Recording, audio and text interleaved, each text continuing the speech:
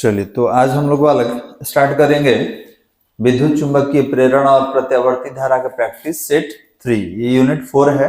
इससे संबंधित 2 video already हम लोग कर चुके हैं। चलिए, तो देखा जाए, कह रहा है जिस परिपथ में सिर्फ प्रतिरोध हो तो उसकी धारा एवं वोल्टेज के बीच कौन उपस्थित नहीं होता है? तो प्रेरक उपस्थित नहीं होता है। बहुत अच्छा। तो इसका ऑप्शन कितना होगा? ऑप्शन नंबर सी हो जाएगा बालक। एक मिनट, ऑप्शन कौन सा होगा? सी नंबर। क्लियर है? ये पहले भी आ चुका है हम लोग का।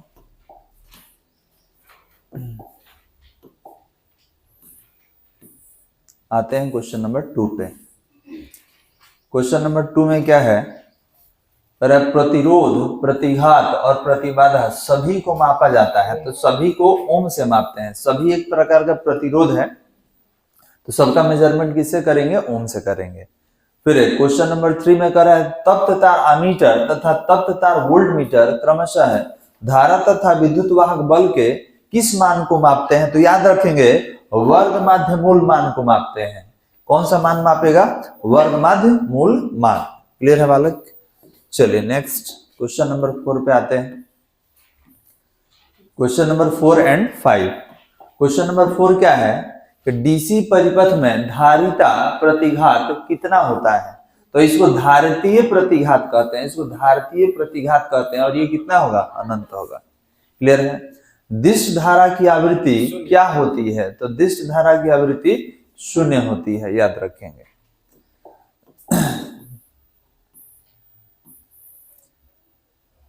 चलिए, इसमें बताइए, यदि किसी परिपथ में धारा बहने पर भी शक्ति क्षय न हो तो परिपथ में बहने वाली धारा क्या कहलाती है?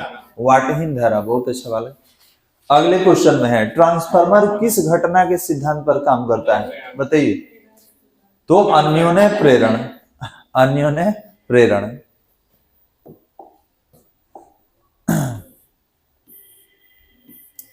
क्वेश्चन नंबर 8 पे आते हैं। तरह के निम्नलिखित में कौन स्व प्रेरण गुणांक का मात्रक नहीं है?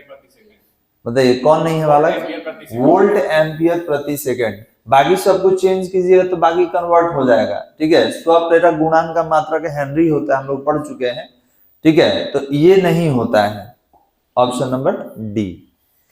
आइए अगले क्वेश्चन में 9 नंबर में क्या कर रहा है? वह उपकरण जो विद्युत चुंबकीय प्रेरण के सिद्धांत पर कार्य नहीं करता है। कौन कार्य नहीं करता है? बताइए। नहीं, प्रेरण कुंडली। प्रेरण कुंडली।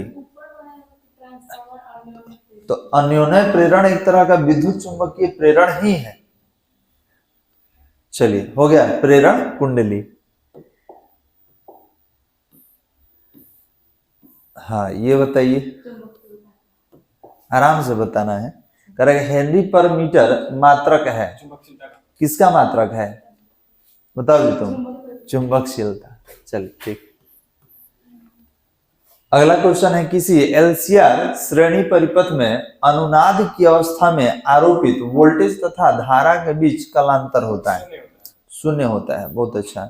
अनुनाद की स्थिति में ध्यान देंगे। अनुनाद की स्थिति में कर रहा है तो कितना होगा? 0। चलिए, ये बताया जाए। Question number 12। अपचाई ट्रांसफार्मर। अपचाई मतलब स्टेप डाउन, ये वोल्टेज घटाने वाला होता है। तो कह रहा है कि अपचाई ट्रांसफार्मर में क्या होता है? तो अपचाई ट्रांसफार्मर में वोल्टेज कम होता है, करंट बढ़ जाता है। यही 2 चीज होता है। तो कह रहा है कि क्या बढ़ जाता है? तो कह रहा है कि अपचाई ट्रांसफार्मर में क्या बढ़ जाता है? तो एक चीज ध्यान देंगे, देखिए ना, यहाँ दोनों बता दिए। अपचाई ट्रांसफार्मर में वोल्टेज कम होगा, धारा बढ़ जाएगा। तो यहाँ पे धारा कहाँ दिख रहा है? तो ये दिख रहा है। वोल्टेज घटेगा और धारा बढ़ेगा, तो देखिए धारा सी नंबर ऑप्शन हो जाएगा हमारा। ठीक है? और यही अगर ऊंचाई ट्रांसफर रहता तो वोल्टेज बढ़ जाता और धारा क्या हो जाता? कम हो जाता। चलिए अगले क्वेश्चन में आते हैं। ये बताइए, प्रेरकत्व का मात्रक है। प्रेरकत्व का मात्रक है, बताओ वाला। ओम पर सेकेंड। Option number D.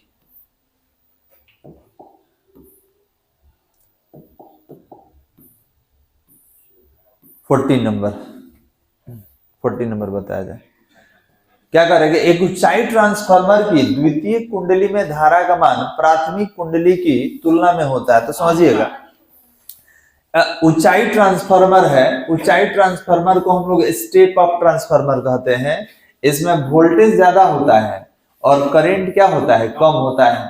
और जहां तक रहे कुंडली का सवाल, तो याद रखेंगे इसको हम लोग बोलेंगे NS और NP, प्राथमिक कुंडली में फेरों की संख्या, द्वितीय कुंडली में फेरों की संख्या। और याद रखेंगे द्वितीय कुंडली में फेरों की संख्या अधिक होता है, किससे, प्राथमिक से। कब, जब वोल्टेज बढ़ाने वाला ट्रांसफार्मर लीजिएगा तब।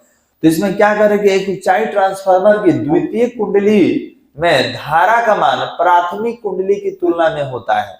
द्वितीय कुंडली में धारा का मान प्राथमिक कुंडली की तुलना में होता है। तो यहाँ पे समझिएगा, आपने बोला कि सर ये तो वोल्टेज घटाता है, ठीक है, वोल्टेज घटाएगा तो वोल्टेज बढ़ाएगा, वोल्टेज बढ़ाएगा तो धारा को क्या कर देगा, कम कर देगा। याद रखिएगा, ठीक है। ऊंचाई ट्रांसफार्मर क्या करता है, तो वोल्टेज बढ़ा देता है। बढ़ाने का काम प्राथमिक कुंडली करेगा कि द्वितीय कुंडली, द्वितीय करता है। तो द्वितीय कुंडली में अगर वोल्टेज ज्यादा होगा तो करंट क्या होगा, कम, ठीक है। तो अब बताइए इसमें कौन सा ऑप्शन लिया जाए, तो यहाँ पे हो जाएगा बी नंबर, क्योंकि हमसे क्या पूछा था कि द्वितीय कुंडली में धारा का मान प्राथमिक कुंडली की तुलना में क्या हो जाएगा, तो कम हो जाएगा। क्यों कम हो जाएगा, क्योंकि यहाँ पे वोल्टेज ज्यादा हो जाता है, करंट कम हो जाता है। चलिए अगला क्वेश्चन है, एक ऊंचाई ट्रांसफार्मर से प्राप्त होता है उच्च विभव और निम्न धारा। अभी जस्ट ऊपर ही इसका कंसेप्ट है, तो आप बोलेंगे उच्च विभव और निम्न धारा, ऑप्शन नंबर सी।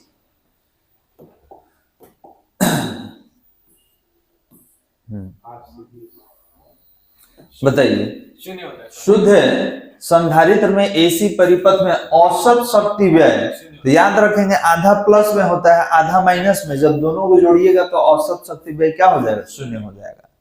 एक पूरे चक्र में प्रत्यावर्ती धारा का माध्यमान क्या होता है, बताइए, माध्यमान, ये भी शून्य होता है।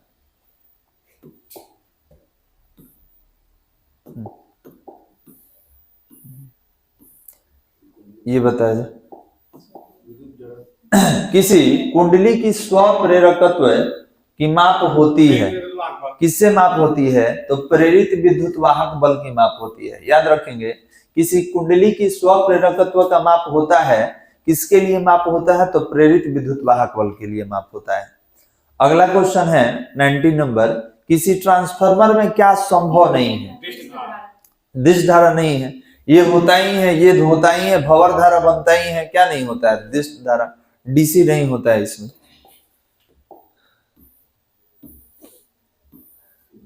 हाँ ये क्वेश्चन आया था पहले भी। बताइए चौक कुंडली में क्या होता है, उच्च प्रेरकत्व और निम्न प्रतिरोध। बहुत अच्छा बालक। चलिए 21 नंबर बताइए, डायनेमो का कार्य सिद्धांत आधारित है किस पर, विद्युत चुंबकीय प्रेरण पर। ठीक है, बहुत अच्छा।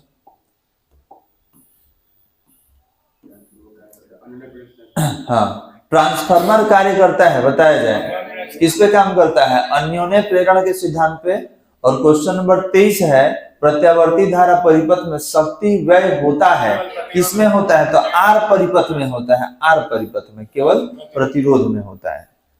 क्लियर है बालक? तो बस इस वीडियो में इतना ही, बाकी अगले क्लास में।